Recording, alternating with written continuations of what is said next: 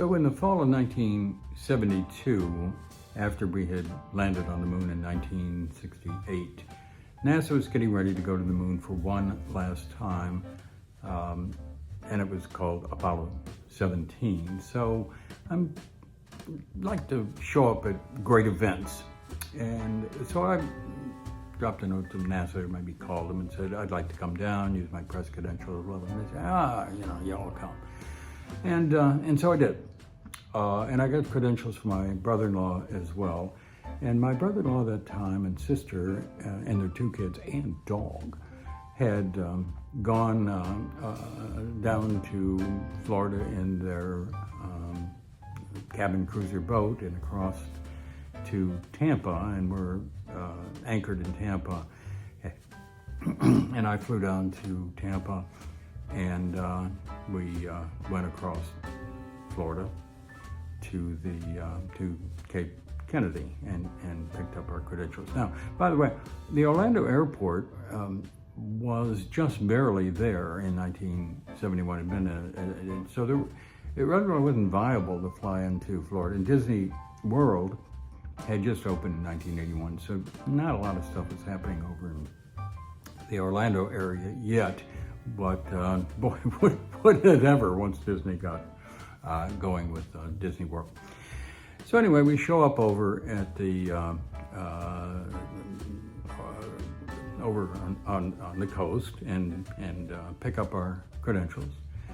And it's afternoon, and the launch is scheduled to go later that day, maybe early evening or something like that. And again, it's the last time we're going to the moon. And there had been an 18, 19, 20, maybe even 21, Apollo 21, planned, but the public had kind of lost interest, and they're expensive, and so those all had been canceled. So this is the last one. And my sister and my niece and nephew, and maybe even the dog, wind up on the Banana River, quite a distance from the launch, but they're going to be able to see it. Well, my brother-in-law and I go to the press site, do lots of security, and go and wind up in the press area. And there were thousands of media there this day, and this would be and prominent. I like all famous faces. If you just look around, there we are.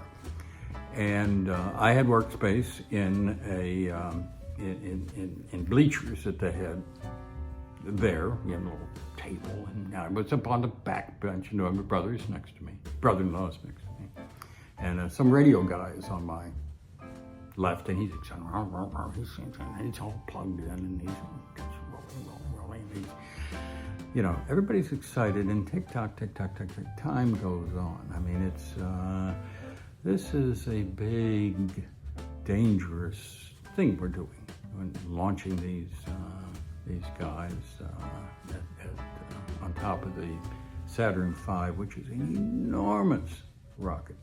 Well, anyway, I wander around, and I see some guy sitting way out in the sand behind the bleachers. I mean, well, a long way out there. And he's sitting on a folding chair. You go. So I head out in the direction of this guy, and I get within maybe 20 yards of him, and he reaches down, he picks up, and he's got a gun. And he aims the gun at me. And he said, that's far enough, friend. And I go, whoa. I said, well, who are you? And what are you doing out here? And he said, I am sitting on the box. I am sitting on where all the coaxial cables come into here. And then they go out, and this is where, if anything happens to the box, coverage of this event will not happen. ABC, CBS, everybody. Nobody will get anything off the Cape tonight if anything happens here. So you just sit on top of in a folding chair on top of the box with your gun? And he said, I do. And I will be here all night.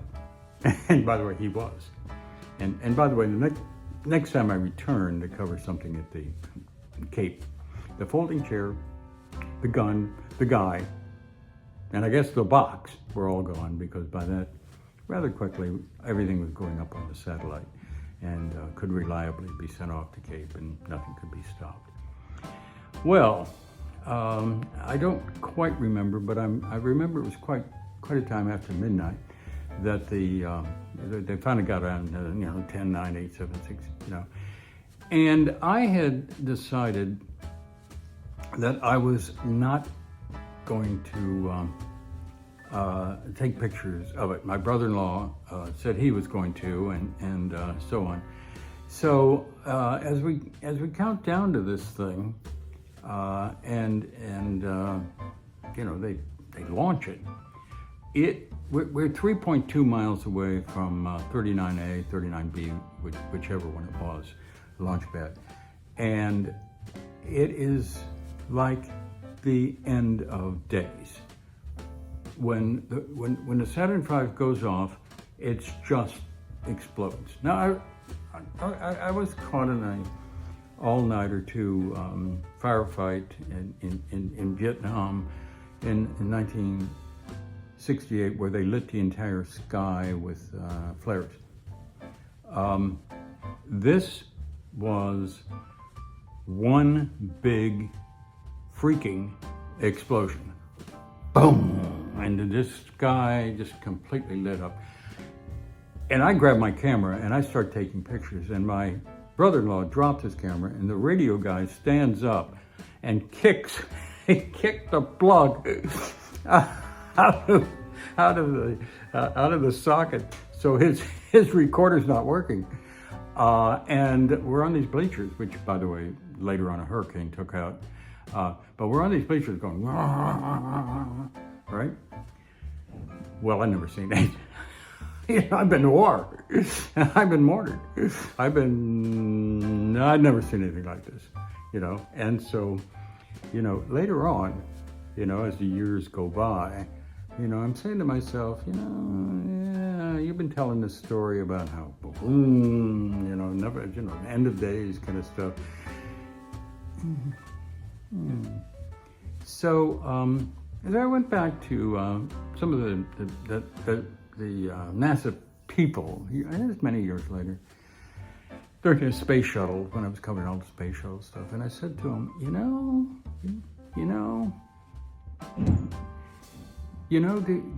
was that, did that happen? You can go, never seen anything like it, the Saturn V, and I went, So apparently, at least insofar as that is true, I was right. Well, there was something that you realize is historic, and the kind of thing that is going to come around again sometime. We're going back to the moon, we'll go to Mars, we're going to do these things. But this is the last time we're going to the moon, at least for a while. And I was moved by that. And as we're leaving, as I'm walking out of there that night, and a huge crowd, I'm walking next to somebody who said, there is life in space. That's indisputable. And of course, this is an ongoing question. The question's still on today. Are they out there? Are there more people out there? And this guy said, there is life in space. We know there is. And he said, and he paused and he looked at me and he said, and it is us. And I just loved that. And someone else said, in 100 years, more people will live off the earth than live on it. Well, maybe someday more people will live off the earth than on it. But what happened to our space program and to Wernher Braun, who was the genius behind the German V1s and V2s during World War II, and was behind our rocketry completely, and who had built the vehicle assembly building to be expanded into a size where we could go to Mars, and who intended, remember this is 1972, who was saying to the powers that be, look, I can put you on Mars by 1980. you want to go? And we didn't want to, or at least our politicians and we weren't ready to go to Mars. And I think maybe Elon Musk will get us there maybe in a few years. Elon Musk is going to get us there in 2027. Elon? Really? You think you could? Well, anyway. Von Braun died not long later. My very loose ties to Von Braun was my brother-in-law had been in the Army. My other brother-in-law, not the one who was with me at this event, had worked with Von Braun been on Von Braun's staff down in Huntsville, Alabama, Redstone Arsenal, in the mid-50s, and Von Braun tried to get him to come back in the late 60s and work for him, and by that time my brother-in-law was working on Polaris stuff and all this kind of secret crap out in Los Angeles, and by that time he had 3 kids and a dog and a cat and a wife who didn't want to go back to leave LA, so he never went back to him. But Von Braun died not long after the end of the Apollo program, which pretty much put NASA into a what do we know next kind of mentality, which some may think, I'm one of them, that they really have never sort of gotten their footing again since. So the other thing about that what happened on that launch that night is that I intended to take no pictures.